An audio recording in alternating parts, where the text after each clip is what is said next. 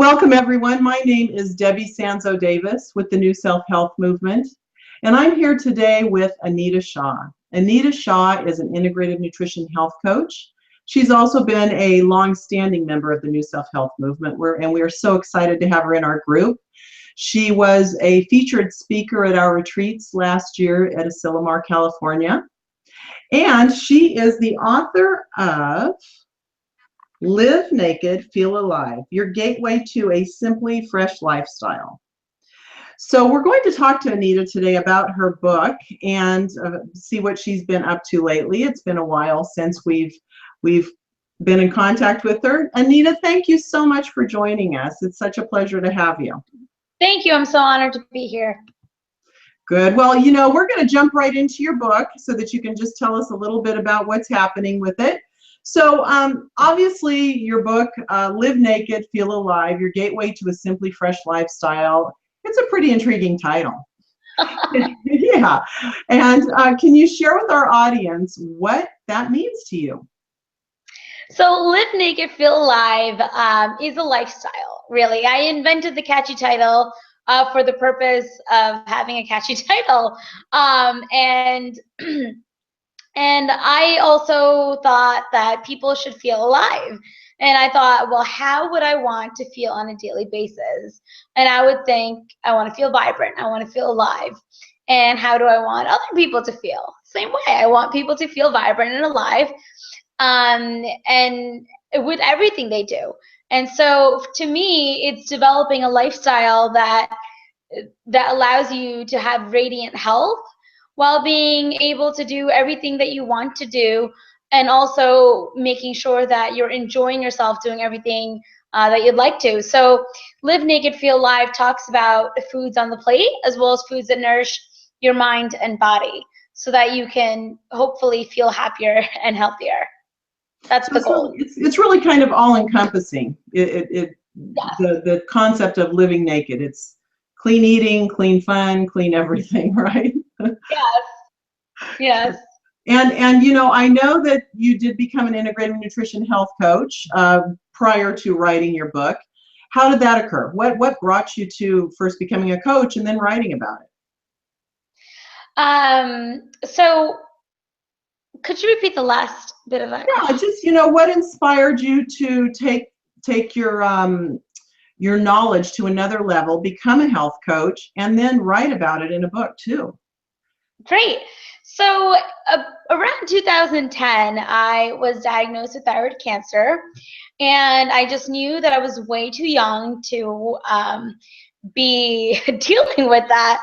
And I knew deep down in my gut that it wasn't just a fluke, that it was mainly because of my lifestyle habits, my choices, and just, you know, allowing my health to go in a downward spiral with the food choices and the lifestyle choices I had been making. And so when after the diagnosis, I knew that I wanted to make a change. I thought, you know what, let me try to research some schools and some institutes out there that can maybe provide some education on that. And out of everything that I researched, the Institute for Integrative Nutrition resonated with me the most, because I knew when I looked at their program that it was mainly, it's all a lifestyle choice, like everything you do, not just what you eat. And it can't be just the calories that you ingest, it's have to do with everything. And I was craving that knowledge, and that's why I actually ended up taking that course more so for personal development. But the cool thing is I ended up becoming a certified health coach through the Institute for Integrative Nutrition. And after that, you know, I realized, oh my gosh, I still have a full-time job. I still work part-time as a professor at a university. And I thought, well, how am I going to get this message out there as quickly as possible? Because I almost felt like I was holding on to some of the best kept secrets out there. And we are not taught any of this on a daily basis. And actually a lot of the things that we are taught, unfortunately, I believe contradicts what we learned at the school. And so at the school, they teach you the truth from the best wellness authorities and nutrition authorities, and I feel so blessed. And yeah, I just feel so blessed to have learned from them. And because I learned all this great things through the school, I thought, what better way is there to get the message out there than to write a book when they came out with their Launch Your Book course. So I jumped on that opportunity and I wrote this book. And this book, as I said, talks about everything. It's all encompassing. And I talk about foods in the plate, as well as foods that nourish your mind and body, which means it could be spirituality, it could be relationships, it could be physical movement, it could be how you dress, how you sleep, everything. So that's why I just want to get the message out there. I feel that a little selfish to have kept that for so long after going through the program, that now I feel really good to give out that information through the book. So you were diagnosed in 2008, is that right? I'm sorry, no, it was 2010. 2010, okay. And when did you become a health coach? How many? Not immediately. So it was around September 2010, I was diagnosed with the cancer. And then I had to go through radiation, and then I've had some side effects, but that's okay. So I was dealing with a lot. Yeah. But I was dabbling and finding out, well, what can I do to learn? And I probably dabbled around about a couple years, because in 2012, that's when I joined the school. Well, Anita, first of all, I'm so proud of you for pushing through, because when you have a diagnosis like that, that can send anyone into just a tailspin where they don't want to do anything. And boy, for you to take it upon yourself and educate yourself, find a better way, I'm really proud that you were able to do that. And I've had copies of your book, and again, I've known you for a while now, and I just want to show this book, because it's a paperback, but when you open it, there's color diagrams, there's recipes, food recipes with the colored pictures. It's amazing what you put into this little paperback. It really is. And one thing that I really keyed in on when I read it was the fact that you have 100 lifestyle, they're called Simply Fresh Lifestyle Approved Actions. And there's, I think there's over 100 of them. You have them all listed here. It's really neat. Can you share just a few of your favorite actions with us? Sure. So one of my favorite ones is to wake up to a glass of warm water with lemon. Another one I believe in is, what else do I like? I like movement. So I like pleasurable movement. I like getting your 8 hours of sleep, or your Z's, as I call it probably in my book.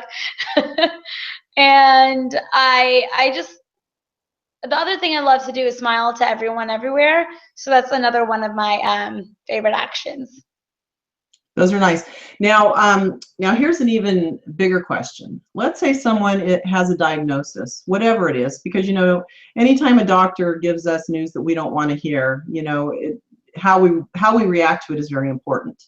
Of course. So if someone has a diagnosis, and what are your tips? Share something. What's the most important part of your book? What do you think is the first thing someone should do? What would empower them?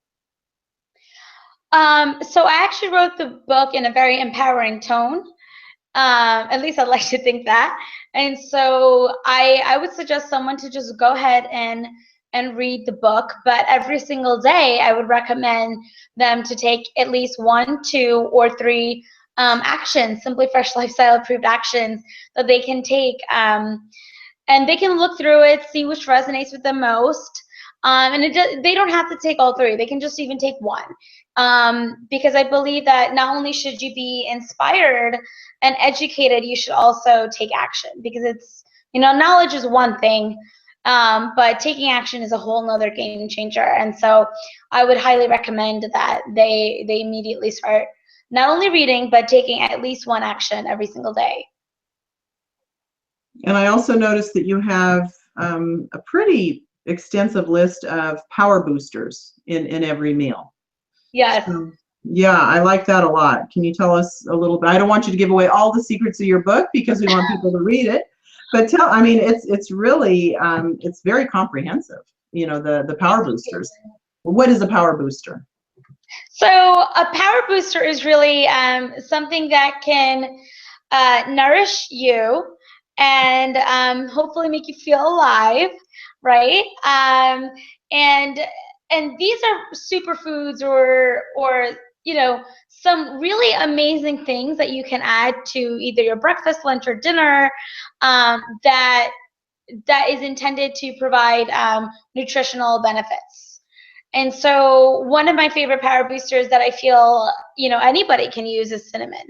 And you know, cinnamon helps with so many things, including, you know, controlling your blood sugar, which I think so many people have that issue of diabetes or sugar intolerance. And I feel that just adding a bit of cinnamon to either a cup of joe or a baked good or even your salad, it could really be added to anything. It could certainly provide measurable benefits, and obviously this is not something to be it's not going to provide extreme benefits on one day. It's something that you should continuously use, hopefully for the rest of your lives. So cinnamon is, I would say, is my universal favorite for multiple things: breakfast, lunch, and dinner. Okay, and you know, just off the top of my head, is cinnamon, they term things superfoods. Is cinnamon considered a superfood? And I don't know if everybody knows what a superfood is. So if you want to share that too. To be honest, I would, in my eyes, I think cinnamon is a superfood. Mm-hmm. I'm not sure what, you know, what other people out there are saying about it, because I feel like, you know, nutrition is a fledgling science, and, you know, while one person may have one fact or opinion, it could be scientifically proven the other way. And so in my eyes, cinnamon is a superfood because it is something that you can add to any of your meals or your drinks, and that you can use, and that you can hopefully gain benefits through it. Another superfood that people may or may not have heard of would be hemp seeds or chia seeds. Mm-hmm. And they add a lot of protein, they add a lot of omegas. You know, flax seeds is another one. So all these different types of seeds are a great power booster to any smoothie, drink, breakfast, lunch, dinner. And what's great about these power foods, or these power boosters, sorry, is that you know, you can actually easily add them. That's the main thing. You can add them very easily to a variety of foods, and you should be able to enjoy the benefits, added benefits. And you know what else I love about the list is they're very inexpensive. It's not an expensive list at all. Nope. So those, of course, would be the boosters. Now I'm looking at a few of the other pages in your book, and there's the opposite side of the spectrum, which is the hidden ingredients, the things we don't want in our food, and oftentimes they are. And they're what did you call it? You have a cute little way of saying it, but keep an eye out for naked labels. So that's right. So tell us about that. You mentioned MSG. That's a big one that people don't even know is in their food. Tell us a little bit about that. So I would say my top three would be MSG, monosodium glutamate. I can't even say it that well. Huh? That's right. No, you're right. I did good. There, excellent. Another one would be so it's MSG, high fructose corn syrup, right? Yeah. Okay. You have that here. Yep. Definitely.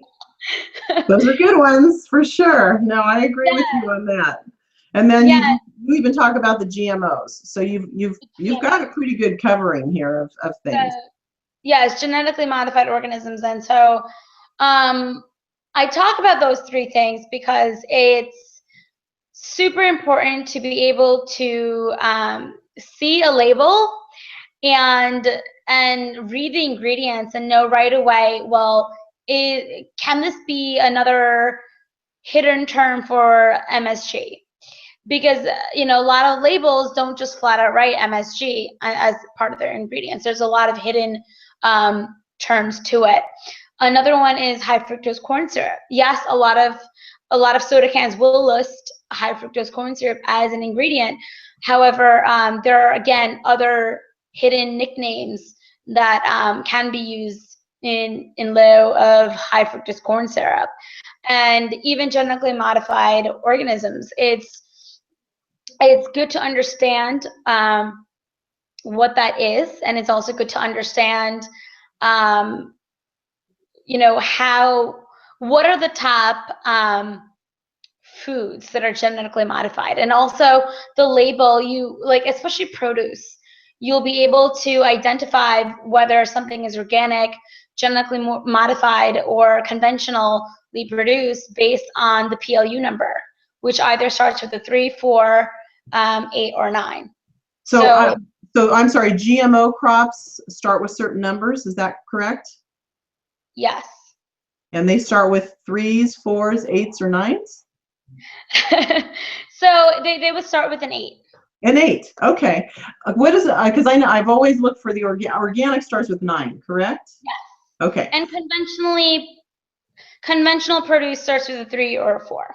Conventional is 3 or 4. Okay, that is really helpful information for people, really, because you often, especially with corn and corn products, you just never know what you're getting. So that's very helpful. So I want to switch a little bit and talk about specifically, because you've been through thyroid health. And I've noticed lately a lot of people, myself included, other family members, are just having trouble balancing their thyroids. And, obviously you went down a real long path with it. What has been your best method for keeping your thyroid under control? Or I don't know if you had surgery, if they removed it, I don't know, but what do you do for your thyroid? So what I currently do for my thyroid is, because my thyroid, I had an entire thyroidectomy, so I no longer have a thyroid. Mm-hmm. And so currently I am on Synthroid that I take every day, except for Sundays. So I take them 6 days a week, every day in the morning. So for me, usually after 4 hours of taking my Synthroid, I'm able to eat whatever I want. Why 4 hours? What happens before the 4 hours? So at least from my understanding, that once you take Synthroid, yes, you can start eating within a half an hour, from what I understand through my doctors. However, if you eat certain foods which may have certain vitamins or iron or certain mineral components, it might interfere with the potency of the medication. Got it. So typically, yes. So Sundays I usually get to eat, whatever I want from when I wake up, which is great. But I try to be very careful with the amount of vitamins and minerals I consume. So I will never double up on my vitamins when I take Synthroid within the first 4 hours. Okay. Yes. So in that perspective, I would say, so thyroid is a hormone that balances out your metabolism, right? Everything. Or it really controls your metabolism, the thyroid. And so what I would say with the thyroid is there's a few things to know. One is you can either be hypothyroid, hyperthyroid, when your metabolism runs too fast. Hypothyroid means it's running too slow. And Hashimoto's disease is also something I had and experienced. And Hashimoto's disease is when you experience both hyper and hypo, and you'll never know when you're experiencing that, because your body's just so out of control. And so in perspective of thyroid, because it controls your metabolism, I would recommend that you do whatever you can to work balancing out your hormones. So once your hormones are balanced out, your thyroid should be able to get back on its track. Except in my situation, when you remove the thyroid, that's a whole nother ball game. And that's why I have to take that medication every day to at least give me some sort of thyroid hormone. But for people who still have their thyroid, there's still hope for you. I don't know if you've heard of Andrea Beeman, but she's revamped her thyroid, and it's amazing just to hear her story as well. So what I'm basically trying to say is if you have your thyroid, there's a lot you can do to balance out your hormones and get that thyroid back on its track. And but if you don't have your thyroid like me, you may need to take that medication like I am currently taking right now. Yes, and you know what I think is really important about your story, Anita, is to be proactive. You know, we cannot just sit back and expect everyone to figure everything out for us and have a good result. So, you know, by you being proactive, knowing what works for you, even waiting 4 hours before you eat. You know, most people would say, oh, well, you know, the doctor said I could eat in 30 minutes. I'm going to eat in 30 minutes. So, you know, you kind of figured out that wasn't working for you. And I think that's just a great way to be with our health for everything in our life. So I would love for you to just share with our audience what would be your best piece of advice for them. What is, if they wanted to change their life in 3 months, 6 months, 9 months, they really felt that they wanted to make a difference in their health. Where would they start? Give them a middle point, and then how long would it take them to see results? So what I would recommend is, number one, take action. Whether it's picking up a book to just to educate yourself, or you know, doing things that ultimately makes you happier or healthier. And if you don't know exactly what that might be, I would recommend them asking for help. And that could mean reaching out to a health coach that would be a good fit for them, and seeing what they can do to help them. So me specifically, I offer 3 programs. I offer a 14-day cleanse for someone who wants a quick result. I offer a 28-day Whole Foods program. And I also offer a 90-day transformational coaching program. So that's just some of the things that I personally offer. And, you know, I also have a health coach too. So health coaches need health coaches too. So I believe that, you know, you're not alone. And, you know, just like we all have doctors, I think we all should have health coaches. I know it might sound a little biased because I am a health coach, but really, really, I mean that. And it doesn't have to be me. It could be someone who could be a really good fit for you. So I would recommend ask for help. Get your cheerleader, get your accountability partner, and work with somebody to get your life going happier and healthier, because ultimately the doctors are only there to treat your problem, not necessarily even treat them. It's more so treat the symptoms. Yes. Right, treat your symptoms. If you're getting a headache, they might prescribe you Advil or Tylenol or who knows what. But ultimately, it's not going to get to the root cause of your problem. And a lot of problems stem from root cause, and we need to figure that out. And that's what health coaches do. We peel back the layers of the onion to get to the root cause of why you're doing what you're doing, and understand what you can do to move forward to develop some habits that's going to work for you. We're all bio-individual people. What works for you may not work for me, and vice versa. So that's something that people should be doing with their health coaches. Very well said. I agree. And you told us a little bit about your programs. You have 3 programs that people can participate in. What are you going to be up to in the coming year? How can people find you? How can they work with you? Are you doing speaking engagements? What are you doing these days, Anita? So I'm doing, so people can find me on my website. It's simplyfreshlifestyle.com. They can also join my Facebook page, Simply Fresh Lifestyle. So it is just www.facebook.com/Simply Fresh Lifestyle. And that's how they can find me and connect with me. And if they'd like to work with me, you can just go to my website and click on the Work With Me page, and we can get you started there. And what I am looking right now is to do workshops and speaking engagements and work with people through my programs. And I just did a Kick Your Sugar talk a couple weeks ago, which I'm excited about. How was that? It was good. Thank you. I did it at a chiropractor's office in my town. Good. Are you going to do any follow-ups and see if anybody's kicked their sugar habit? Of course. You know, I will mention here that every health coach loves a good sugar talk, right? I mean, that's like, if we can get people to get off of their sugar addictions, we've made progress. Yes. Definitely.